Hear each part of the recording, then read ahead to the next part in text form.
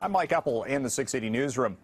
Canadian consumers went on a big-time shopping spree in the first half of this year, so much so that Canadian retailers say they have never seen sales activity to this level. Some data from StatsCan today tabulated all of the spending in the first half of this year at $281 billion. $49 billion alone in the month of June. All of these are record levels. Some of this has to do with the fact that Canadian car and truck sales have been at record-breaking levels on a month-to-month basis so far this year, but also just consumer discretionary items and the availability of credit. That's a big factor in the amount, not just how much we're spending, but also how much debt we're taking on.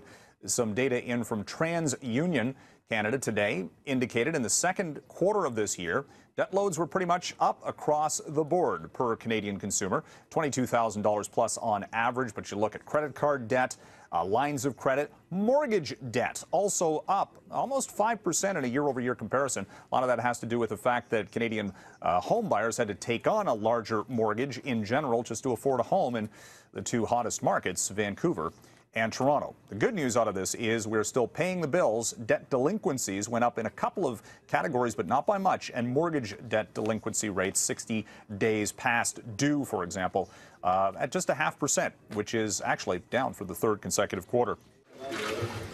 Well, defense contractor stocks on Wall Street went sharply higher today after U.S. President Donald Trump talked about extending the U.S. war in Afghanistan. It's been going on for 16 years now.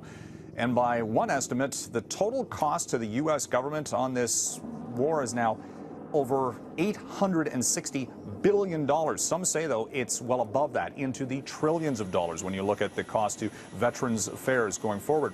We've seen the defense contractor stocks since the Trump administration was put in place late last year rally quite a bit. Raytheon, Lockheed Martin, Northrop Grumman, they're all up by close to 30%.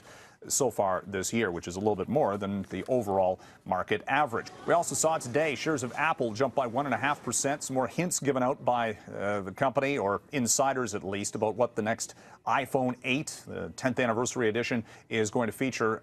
Facial recognition. This is going to be one of the key selling points for this new device. 3D technology where you can unlock your phone through a facial scan within milliseconds, according to Bloomberg News, and that's also going to be used to validate payments.